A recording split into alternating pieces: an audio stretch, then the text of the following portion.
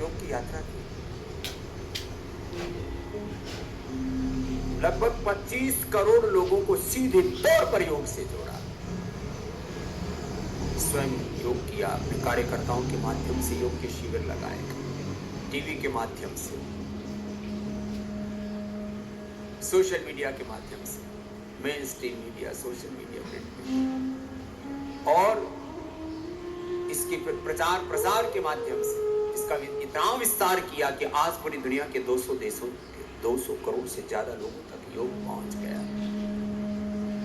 अब कुछ पूरी तरह से, कुछ आंशिक रूप से योग को करने और जीने लगे। धीरे धीरे योग को करने और जीने वालों की संख्या बढ़ेगी। धीरे धीरे पूरी दुनिया के 500 करोड़ से अधिक लोग, और एक दिन वो भी आएगा जब सारा जहां योग अपनाएगा। क्योंकि जिस तरह से दुनिया में मोटापा, BP, sugar, thyroid, asthma, arthritis, वात, पित्त, कफ, त्रिदोष, फिजिकल, मेंटल, इमोशनल प्रॉब्लम्स बढ़ रही हैं, व्यक्ति भीतर से अशांत हो रहे हैं, योग के सिवा नान्यः पंथा विद्यते अनाय, कोई रास्ता नहीं है दुनिया के लिए। इसलिए कोई किसी भी विचारधारा को मानने वाला हो, किसी भी देश का हो, किसी भी आयु वर्ग का हो, सब योग की ओर लौटेंगे। इसके अलावा जीवन जीने का कोई मार्ग है ही नहीं। इसी योग के मार्ग पर चल करके हमने 1 करोड़ से ज्यादा कार्यकर्ता तैयार किए।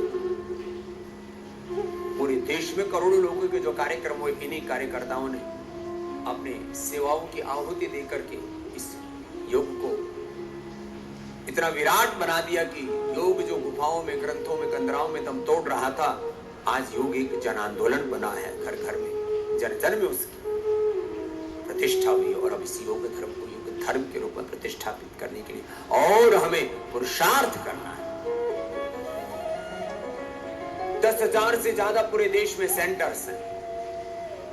1 लाख करोड़ रुपए से ज्यादा इस पूरी इंफ्रास्ट्रक्चर में खर्च हुए।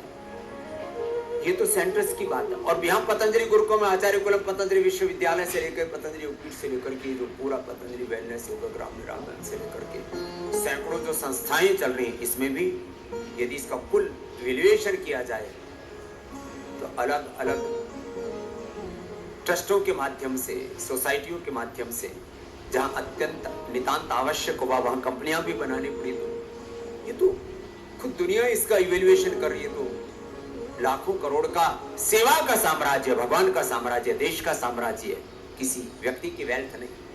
प्रॉस्पेरिटी फॉर चैरिटी, ये सारा पुरुषार्थ से अर्जित अर्थ परमार्थ के लिए। 1 लाख से ज्यादा गोवंश की, गोमाता की सेवा, और लक्ष्य है करोड़ों गोवंश को बचाना, करोड़ों भारत की बेटा बेटियों को, युवक युवतियों को बचाना, करोड़ों करोड़ों देशवासियों की सेवा करना।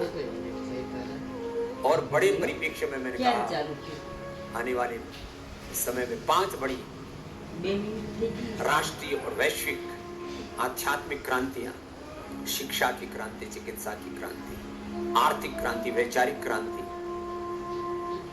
एक सात्विक जीवन की क्रांति, शिक्षा की गुलामी, चिकित्सा की गुलामी, आर्थिक वैचारिक गुलामी, नशे को, वासनाओं की गुलामी, ग्लानि, कुंठाओं से, बेड़ियों से, पराधीनताओं से लोगों को बाहर निकाला। कठपुतलियां बन गई साम्राज्यवादी ताकत, लोगों को कठपुतलियां नहीं बनने दे रहा, उपभोक्ता नहीं बनने दे रहा, योगी योद्धा बना करके उनके भीतर अध्यात्मवाद, राष्ट्रवाद का शंखनाद करके उनके जीवन को देवत्व से भरना है। ये संकल्प है। आओ अनुलोम विलोम ऐसे ही भक्ति पूर्वक करना।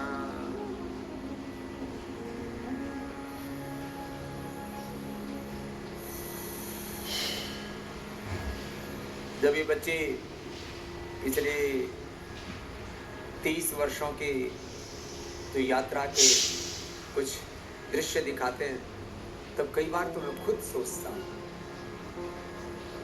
भगवान ने मुझ जैसे एक अदने से इंसान से कैसी ये सब सेवा निष्पन्न करा दी। पूज्य आचार्य बालकृष्ण जी और स्वामी रामदेव, हम तो बस यंत्र बन करके लगे हुए थे, और भगवान ने कब इतना बड़ा काम करा दिया। और अभी तो यात्रा चल ही रही है, अभी यात्रा रुकी नहीं है, चरी बीती, चरई बीती, अभी तो चली रही है।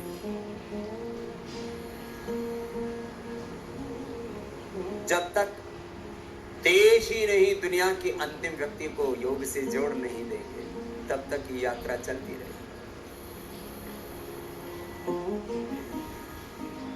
आपको भी ये संकल्प लेना है। अब देखो, आप थोड़ी सी सहायता करो ना। सनातन धर्म के एक सन्यासी के नाते ये मेरा अधिकार है आपको। ये मुल्ला मौलवी बड़े फतवे जारी करते हैं और 99% उनके फतवे फसाद वाले होते हैं। मैं सनातन धर्म का ऋषियों का वंशधर होने के नाते, एक सन्यासी के नाते, किसी राष्ट्रपति, प्रधानमंत्री, किसी उद्योगपति, किसी धनपति के नाते नहीं, सनातन धर्म के एक सन्यासी के नाते आपसे आह्वान करता हूं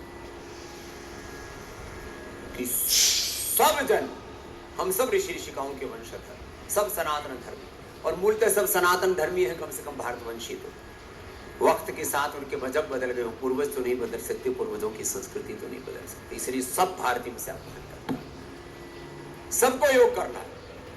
अब लो, इससे क्या फायदा?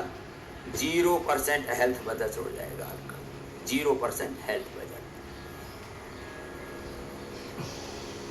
ये ड्रग माफिया, मेडिकल माफिया, दवा माफिया, हॉस्पिटल माफिया आपको लूट ना सकेंगे। 0% हेल्थ बजट लो। दूसरा, हर साल 10 लाख करोड़ रुपए से ज्यादा की तो दवाइयां खाई जा रही है। लगभग 10 लाख करोड़ रुपए की बीड़ी, सिगरेट, शराब, नशा, भोग, वासना, अश्लीलता। कितना? 10 लाख करोड़ रुपए किसमें? नशा में, भोग में, वासना में, अश्लीलता में और ढकोसलेबाजी में।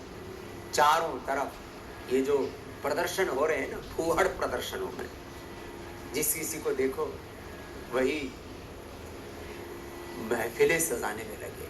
ये सारी फिजूल खर्ची तुम्हारी बंद हो जाएगी। क्या बोला? फिजूल खर्ची बंद। तो 20 लाख करोड़ रुपए की तो यही सीधी बचत हो गई। पिछले 30 सालों में स्वामी रामदेव ने कम से कम 200-250 लाख करोड़ रुपए की देश की सेविंग की है। ये सब करवा करके छोटा काम नहीं है। इसका कोई आर्थिक मूल्यांकन ठीक करके तो देखे। स्वामी रामदेव को गरिया देना, गाली दे देना, वो उठा करके कुछ भी बकवास कर देना बहुत सरल काम है। जो कार्य जमीनी स्तर पर इस देश में हुआ उसका मूल्यांकन तो करके देखो। कपालभाति करो, बैठना नहीं है, अनुलोम विलोम करो। और इस बात को गौर से सुनो, हमारे घर से दवा का एक भी पैसा नहीं जाएगा। हमारे घर से नशे में एक भी पैसा खर्च नहीं होगा। फिजूल खर्ची 1 रुपए की भी नहीं। हमने हजारों ने लाखों करोड़ के काम किए, लेकिन स्वामी रामदेव ने वस्त्र से लेकर के, जूते चप्पल से लेकर के, मोबाइल से लेकर के, किसी महफिल से लेकर के, बहुत तरह की महफिल सजाते हैं लोग। हमने किसी भी महफिल में कोई भी फिजूल खर्ची बोलो नहीं की है। ऐसे ही सब हाथ उठा करके एक बार संकल्प लो कि हम योग व्रती बनेंगे। जोर से बोलो, हम योग व्रती बनेंगे, स्वदेशी व्रती बनेंगे। 0% हेल्थ बजट लेकर के आएंगे अपने घर का, और किसी रोग में, भोग में, नशा में, वासना में, अश्लीलता में, किसी भी प्रकार की फिजूल खर्ची में, किसी भी प्रकार के बेकार की महफल में, फुहड़ प्रदर्शन में अपने धन का और अपने जीवन का, अपने शक्ति सामर्थ्य का दुरुपयोग नहीं करेंगे। जोर से ताली ठोको, ये तुम्हारे लिए संकल्प। एक सनातन धर्म की सन्यासी का आभार। आप कहेंगे स्वामी जी यदि ये हो गया फिर तो हम सभी संपन्न हो जाएंगे। यही तो है गुरु की कृपा। अक्षम सजी रहा था मैं, हमारे पूज्य स्वामी કેટલી બધી તો ટ્રકો લીધી છે એમણે નહીં हे બધી गुरुदेव, બાજુ आपने બાજુ सक्षम બતાવતા જાય છે सक्षम बनाने में मैं समर्थ हूं। यू कहने को मैं एक अकिंचन फकीर हूं, मेरे पास में एक फूटी कोड़ी भी नहीं है, लेकिन सारे देश को संपन्न बनाने का सूत्र साधन एक सन्यासी के पास होता है।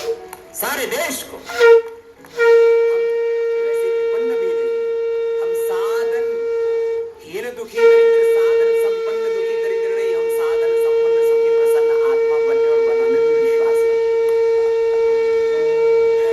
चलो,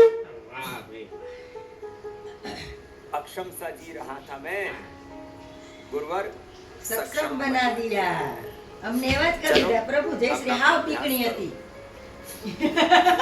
હતી ને અત્યારે જયશ્રી નામ જુસ્સા વાળી કરી દીધી